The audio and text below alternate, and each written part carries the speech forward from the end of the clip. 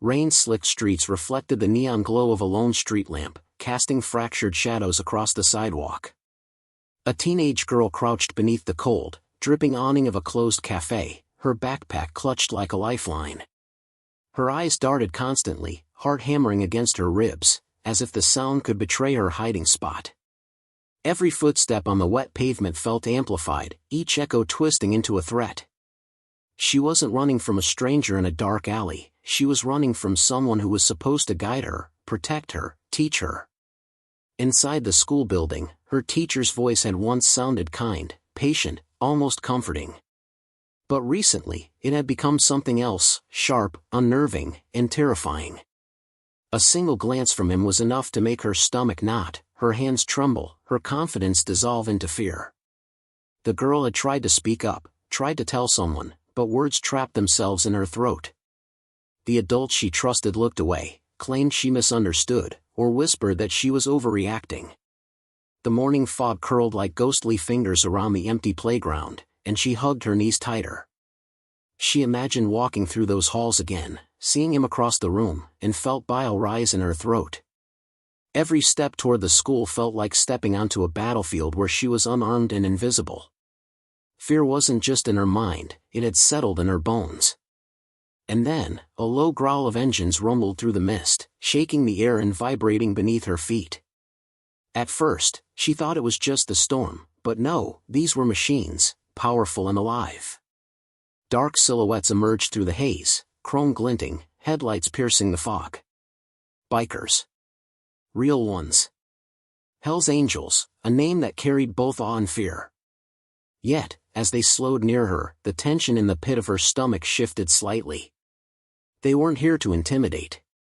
They were here to protect. Her heart raced with disbelief.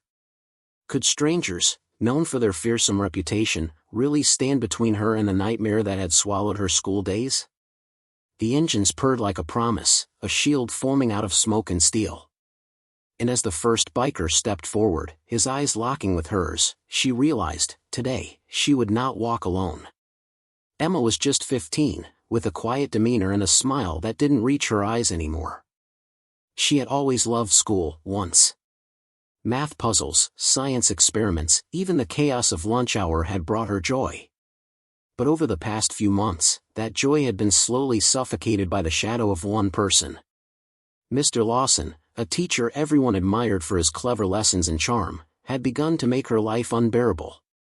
It started subtly, a lingering look during class, questions that felt more like traps, comments that left her cheeks burning and her mind spinning. Emma told herself she was imagining things, that maybe she was being too sensitive. But when the whispers started in the hallway, when she found notes in her locker that weren't from friends, she knew she couldn't ignore it. Every day became a careful dance, navigating around his presence, trying not to draw attention, praying that no one would notice the fear that clung to her like a second skin.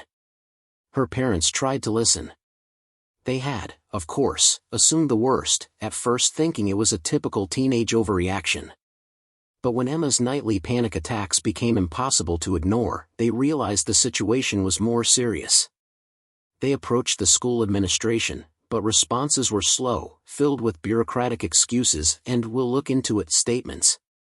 The girl who once ran into the school with bright eyes now walked the halls like a ghost, silently begging for someone, anyone, to intervene. Friends tried to comfort her, but even their warm words couldn't erase the gnawing anxiety that had taken root in her chest. She avoided the places she once loved, the library, the art room, the cafeteria. Each hallway became a gauntlet, every glance from a teacher a potential threat. Sleep was fitful, nightmares replayed the day's encounters in grotesque loops. Emma's laughter had become rare, replaced by nervous twitches and whispered apologies when she bumped into anyone. School was supposed to be safe, a sanctuary where young minds could grow and explore. For Emma, it had transformed into a maze of fear and humiliation, a place where the person charged with her education wielded authority like a weapon. No one had truly seen the terror in her eyes, the tremor in her voice when she asked for help. And while the adults hesitated, unsure how far to intervene, the injustice grew heavier with each passing day. Yet even in the darkest moments, Emma held onto a fragile thread of hope. Somewhere, somehow, someone would see her, not the frightened, shrinking girl, but the brave girl inside who deserved to be protected. She didn't know who that would be, but she felt it deep in her bones. She would not face this alone forever. And then, as the autumn wind rattled the school windows one morning, that thread became reality. Engines roared in the distance, a sound so incongruous in the quiet suburban streets it felt like a prophecy. The Hells Angels, legendary protectors of those who could not defend themselves, were heading toward her. Emma's pulse quickened, not with fear this time, but with the flicker of hope she hadn't felt in months. Someone was coming. Someone would finally stand up for her. The morning bell rang, but it offered no relief. Emma's stomach twisted as she gripped the straps of her backpack like a lifeline. Today, she would have to face him again. Mr. Lawson prowled the classroom like a predator disguised in a teacher's uniform, eyes scanning for the slightest sign of defiance.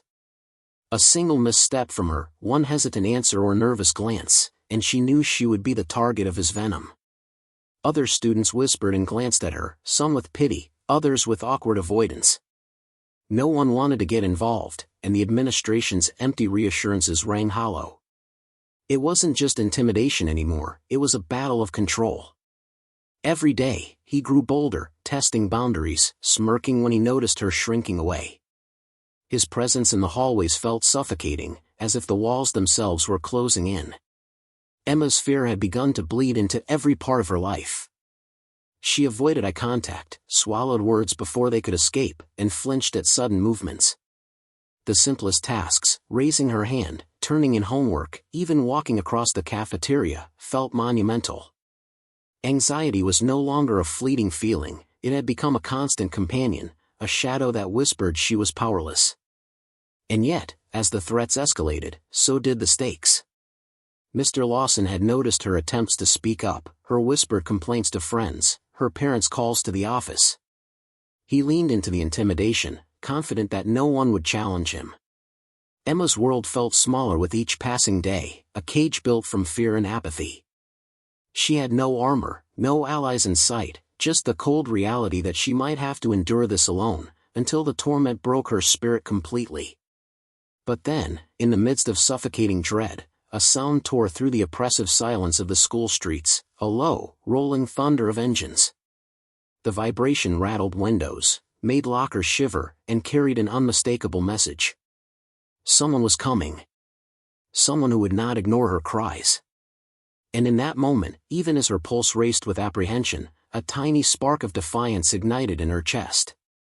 She would not be swallowed by fear, not today. The rumble started softly, distant at first, like a low growl warning the storm's approach.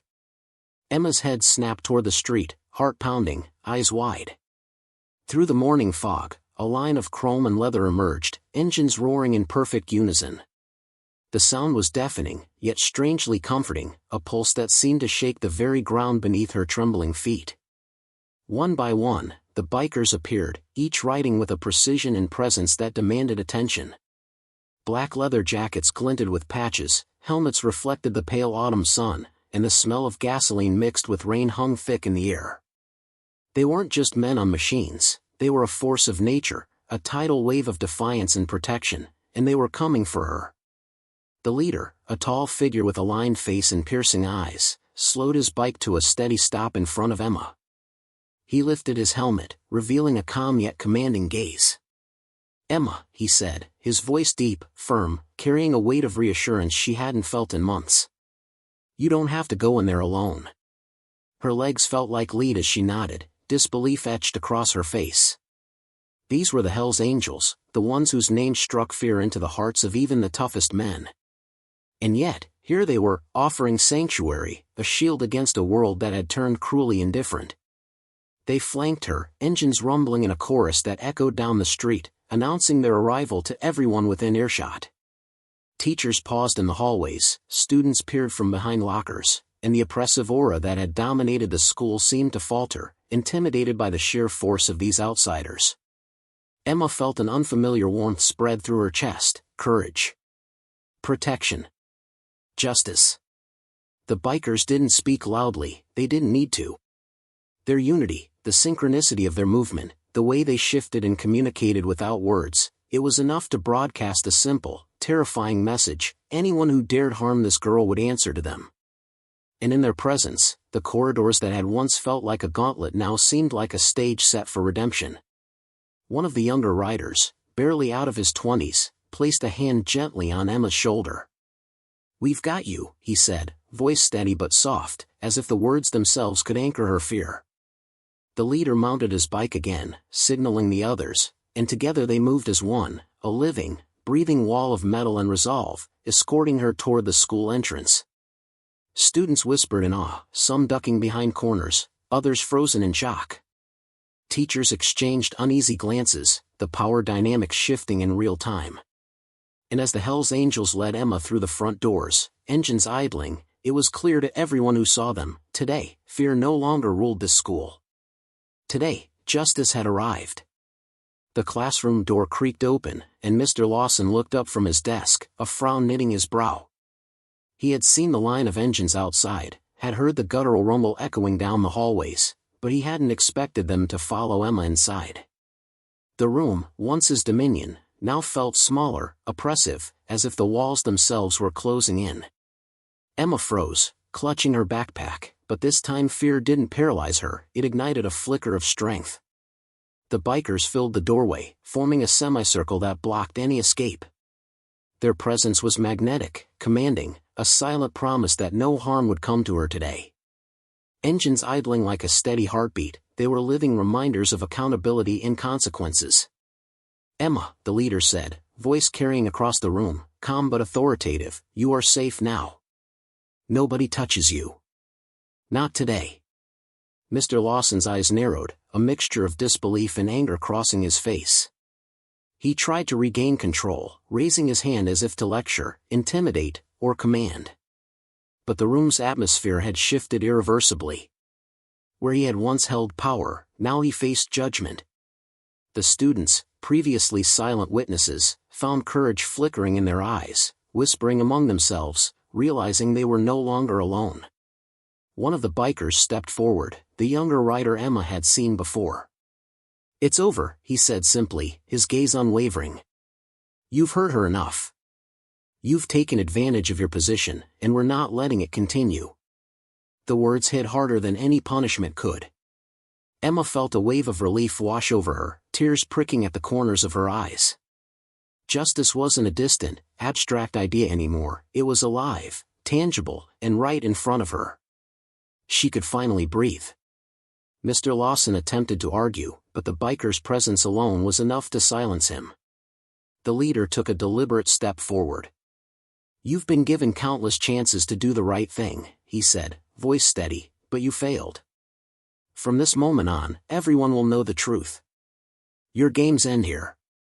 The tension in the room was electric, the kind that makes time feel suspended. And then, as if on cue, the students began to speak up, small voices at first, then louder, naming the fear and injustice they had witnessed. The whispers turned into declarations, the declarations into a chorus of accountability. Mr. Lawson's facade cracked under the weight of exposure. He stumbled over words, the power he had wielded for months evaporating like smoke. Emma stepped forward, her voice trembling but resolute. I'm done being scared." The room fell silent, every eye fixed on her. The bikers flanked her silently, guardians in human form. And in that moment, Emma wasn't a victim anymore, she was a survivor, standing in the light after months of shadows. The finality of the confrontation was cinematic, almost surreal. Mr. Lawson was escorted out, the reality of his actions catching up with him in a way no punishment alone could achieve. The bikers watched silently, ensuring Emma's safety before nodding at each other, a signal that their mission here was complete. As the classroom emptied and the tension slowly ebbed, Emma felt the weight of fear lift, replaced by a profound sense of empowerment. The Hells Angels had not only protected her, they had restored a sense of justice and dignity that she feared had been lost forever. The sun had begun to pierce through the morning fog, scattering golden light across the schoolyard. Emma stepped outside, her backpack feeling lighter, her shoulders no longer hunched under invisible weight. For the first time in months, she breathed freely, the oppressive shadow that had haunted her finally lifted. The bikers stood a short distance away, engines idling but silent now, a living wall of protection and reassurance. Children played nearby, oblivious to the storm that had just passed, while teachers whispered among themselves, their authority shaken but accountability restored. Emma glanced back at the school building, the same corridors that once felt like a prison now appearing less daunting, transformed by courage and justice. The leader of the bikers approached her, helmet tucked under his arm, eyes gentle yet resolute. "Remember," he said, "fear doesn't define you. You've got more strength than you realize." Emma nodded, tears brimming but a smile breaking through, a smile that had been buried beneath months of dread. One by one, the bikers revved their engines and mounted their bikes. They didn't linger for praise or thanks, they were guardians, unsung heroes who didn't seek recognition, only the knowledge that they had made a difference. As the engines roared to life and echoed down the empty streets, Emma felt a wave of gratitude and awe. She watched them disappear into the distance, leaving behind a sense of safety, courage, and hope. The school was no longer a place of fear for her, it was a place where justice had been witnessed, where she had found the strength to reclaim her life. And as she walked toward her parents waiting at the gate, she felt the warmth of a new beginning, one where fear no longer had a foothold. Emma turned for one last glance at the empty street, a faint smile tugging at her lips. The Hell's Angels had come, not as villains or rebels, but as protectors. And in that moment, she realized something profound. Sometimes, the world's fiercest heroes ride on two wheels and roar like thunder. If this story touched your heart, don't forget to like this video, share it with friends, and subscribe for more powerful stories. Every view helps us bring more stories of courage, justice, and hope to life.